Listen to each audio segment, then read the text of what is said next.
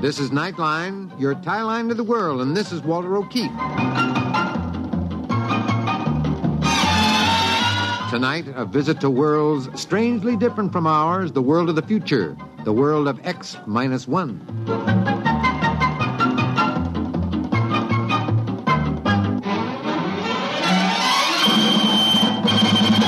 Now, here is the future, X-1. Countdown for blast off. X-5, 4, 3, 2, X-1, fire.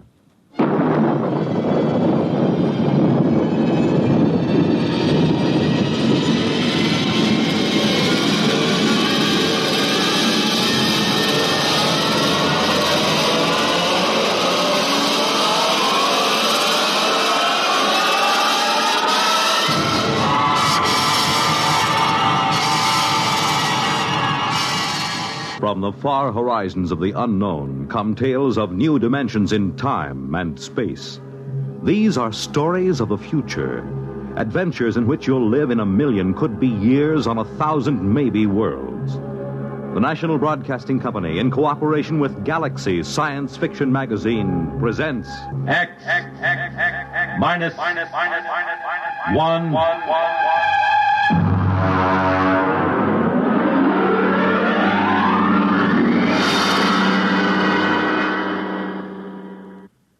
Tonight, Death Wish by Ned Lang. But first, hear this.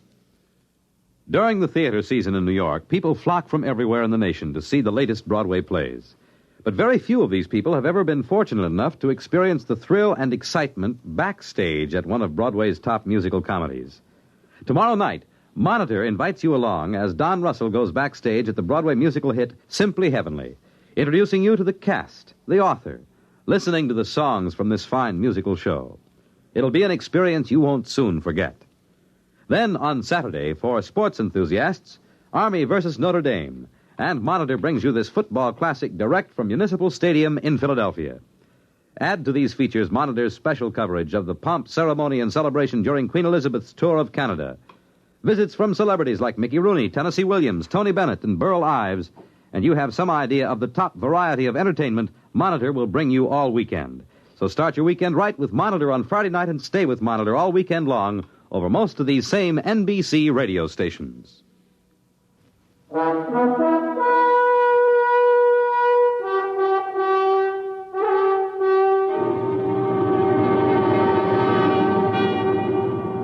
And now, X-1, and tonight's story, Death Wish.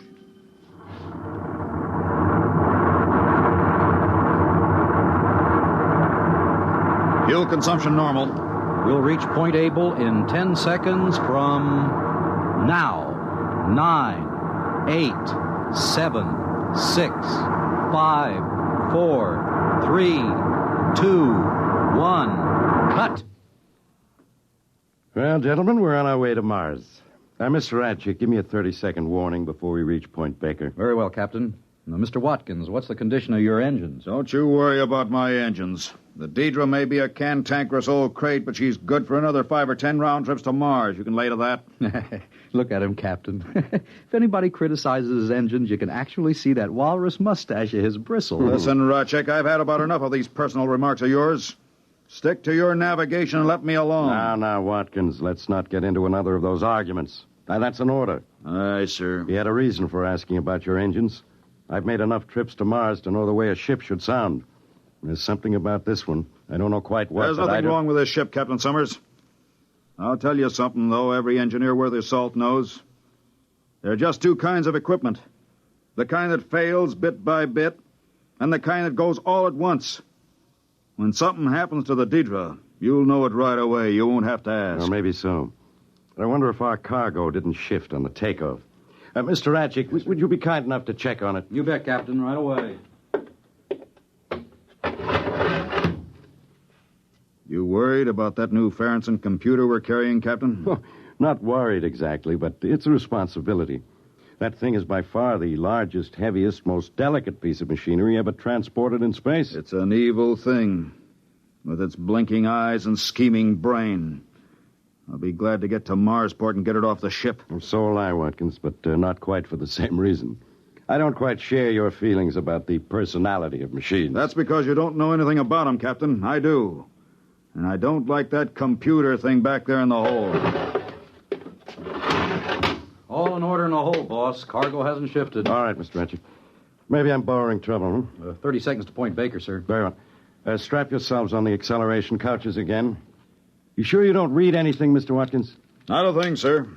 I'll vouch for every bit of equipment on the Deidre. 15 seconds to Point Baker. Prepare for new acceleration. Engines ready for firing, sir. 10, 9, 8. We fire for 7, exactly 5 seconds 6, on reaching Point Baker 5, for maximum acceleration. 4, 3, 2, 1. Fire! That's 5. It didn't cut off. We're overfiring. My fuel. The course! We'll be off course! The switch doesn't respond. Emergency cutoff. Hit the emergency. I can't move my arms. Acceleration. Stop it. Stop the rockets. My arms so heavy. If I could just reach the cutoff switch. There. What happened? We're on emergency lights. We blew the generator. Of all the lousy things to happen. What was it? Main firing circuit. It fused on us. Metal fatigue, I'd say. Must have been flawed for years. When was it last checked out? Well, it's a sealed unit, Captain. It's supposed to outlast the ship. Absolutely foolproof. Unless it's flawed. Now, don't go blaming it on me. Those circuits are supposed to be X-rayed, heat-treated, fluoroscoped. You just can't trust machinery. How are we on fuel? Not enough to push a kiddie car down Main Street. If I could just get my hands on those factory inspectors... Mr. Ranchik, how does this affect our course? I'm computing it now. Well, hurry it up. I'm working as fast as I can. Mr. Watkins, can we fire those rockets on manual? Sure we can, but we only have enough fuel for about a 3-second burst. It'll mean a crash landing. We'll worry about that when we come to it. Well, Mr. Ranchik? This kills us, Captain. We're going to cross the orbit of Mars before Mars gets there. How long? Too long. Captain, we're flying out of the solar system at just under the speed of light.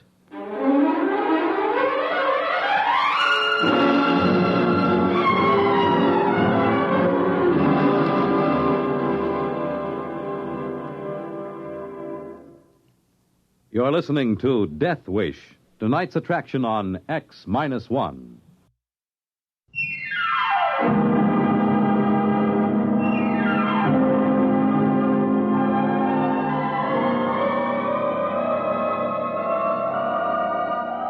Now back to X-1 and Death Wish. Look at him. Look at how he sits there staring at nothing. Here we are kiting off into space, and what do? We got a little fuel left. We can turn the ship, can't we? Look, you are a navigator, aren't you? I am, Mr. Watkins. And for your information, if I plotted my courses the way you maintain your engines, we'd be plowing into the middle of Australia right now. Why, you little company toady. At least I got my job honestly. Not by marrying the owner's daughter. Why, you dirty old man. Stop it, both of you. No more of this now. I give the orders here. All right, then give some. Tell him to plot a return curve. This is life and death. All the more reason for keeping our heads. Mr. Ratchet, can you plot such a course? It's the first thing I tried. On the fuel we got left, there isn't a chance. Best I could do would be a degree or two. That won't help. What do you mean it won't?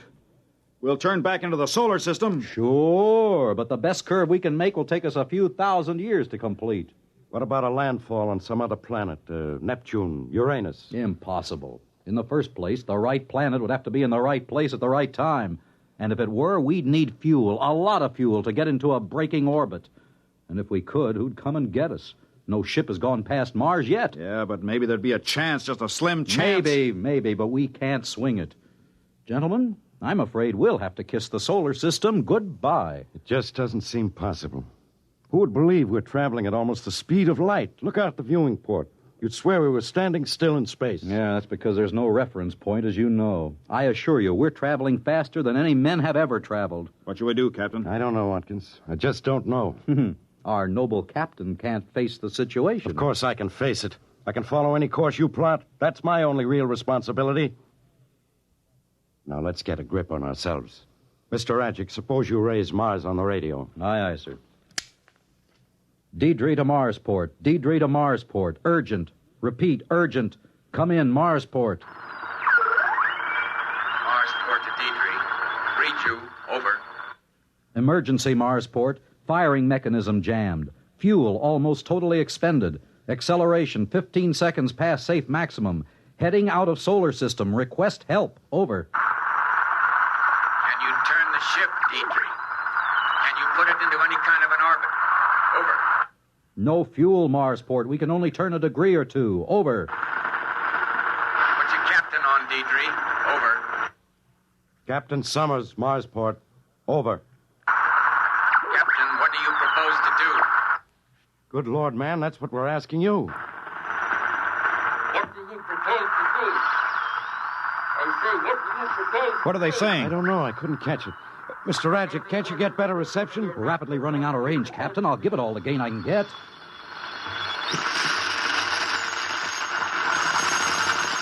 To Deidre. Marsport to Deidre. Can you read me? There they are. Shut up.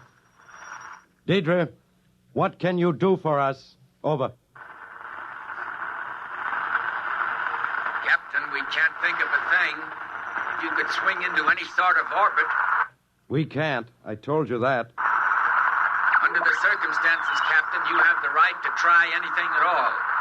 Anything, Captain. Oh, that's nice of What them. do they expect us to do? Complain to the company? Listen, Marsport.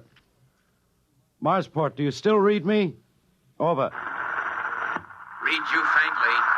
Go on, but hurry. I can think of just one thing. We could bail out in spacesuits as near Mars as possible. The Diana is laying over there, isn't she? You could have her pick us up.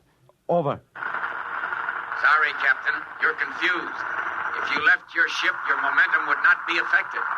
You and your crew would continue through space at the same rate as the ship. Over. Of course, I wasn't thinking. I have it. Send the Diana out to intersect our course. Maybe we can find some way to transfer. My navigator will help you plot the intersection. Over.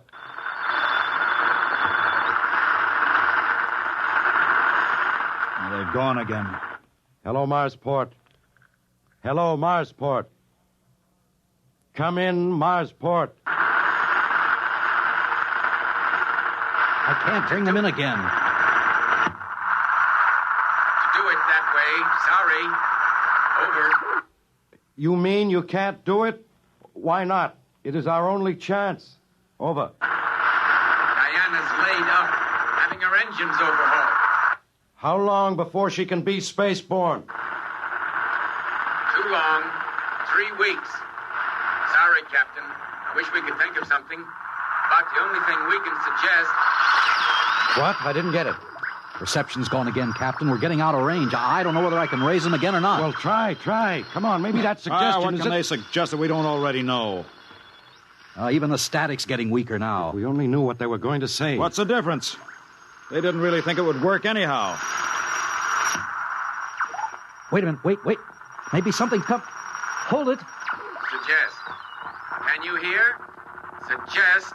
Most unlikely. But try. Try calculator. Try calculate. They're gone. For good this time. I heard what he said.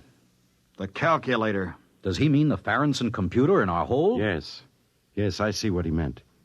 The Farronson's a very advanced job. No one knows the limits of its potential. He suggests we present our problem to it. That's ridiculous. The problem has no solution. It doesn't seem to, but the big computers have solved other problems that seem to have no solution.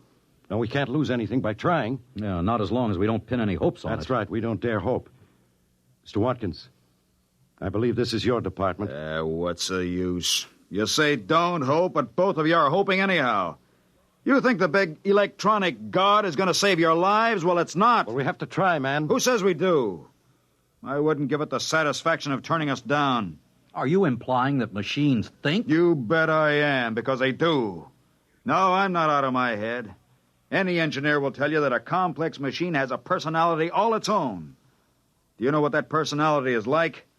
It's cold, withdrawn, uncaring, unfeeling. A machine's only purpose is to frustrate desire and produce 2 problems for every one it solves. And do you know why a machine feels this way? You're hysterical. Oh, no, I'm not. A machine feels this way because it knows it's an unnatural creation in nature's domain. It wants to reach entropy and cease. It's a death wish. A mechanical death wish. Gibberish. Watkins, are you going to hook up that computer? Oh, sure, I'm human. I keep trying. I just wanted you to understand that there's no hope. I'll get it warmed up. We better watch him. He'll be all right. Maybe. He's blaming the situation on a machine personality now, trying to absolve himself of guilt. It's his fault we're in this spot. An engineer's responsible for all equipment. What's the good of blaming anybody? None, I guess. Personally, I don't much care. This is as good a way to die as any. Better than most. Don't talk like that. Why not? Death in space is an appealing idea in certain ways. Imagine an entire spaceship for a tomb. And you have a certain choice in how you die. Thirst, hunger, heat, cold. Shut up. Now, that's an order. This is your first real emergency, Captain. And you're responding like a stunned ox. Wake up. If you can't live with joy, at least try to extract a little pleasure out of your die. Shut your mouth.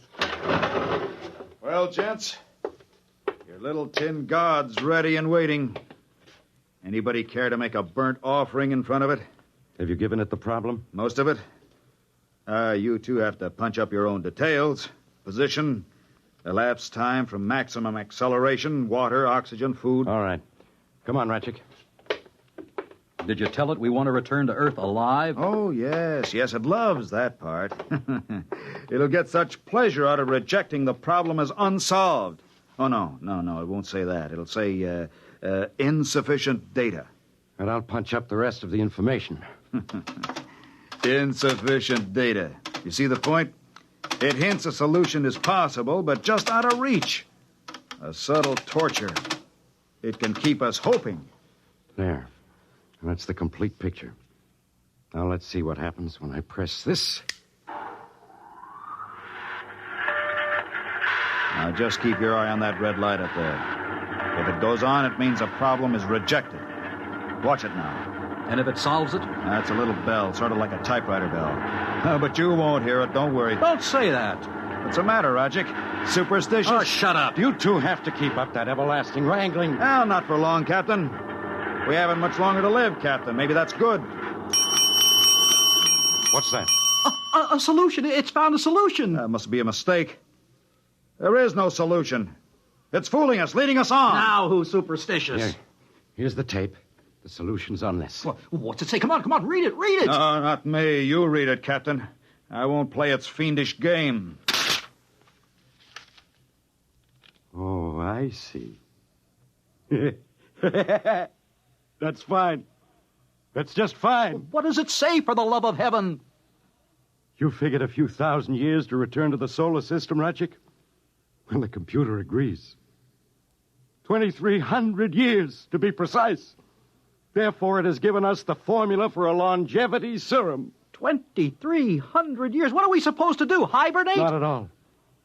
As a matter of fact, the serum does away quite neatly with the need for sleep. For 2,300 years, gentlemen, we three sit here in this little ship and look at each other. 2,300 years of that. Yeah, that's just the sort of thing a machine would do.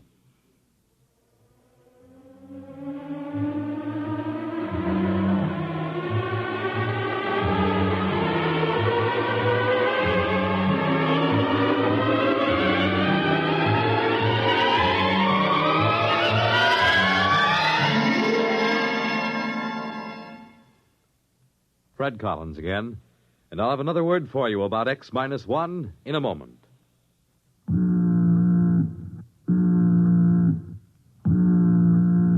That how you feel, blue and miserable with a deep-down cold? Listen.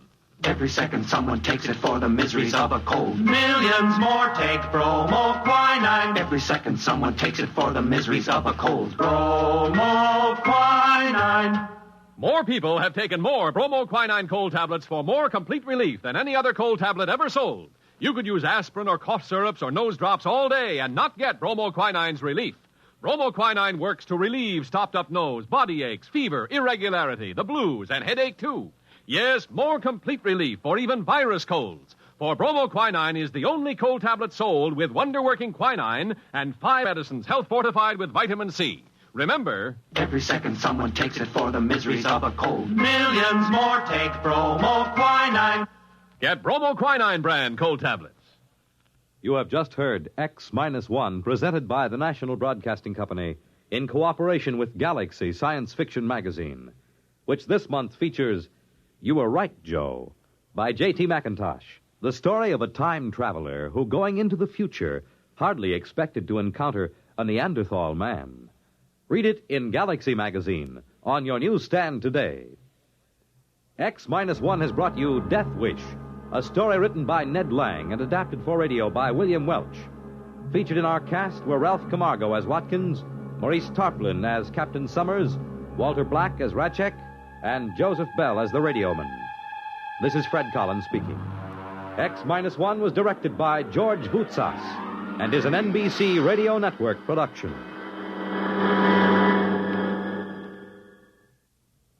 There's excitement in the air at night, and Nightline brings it to you.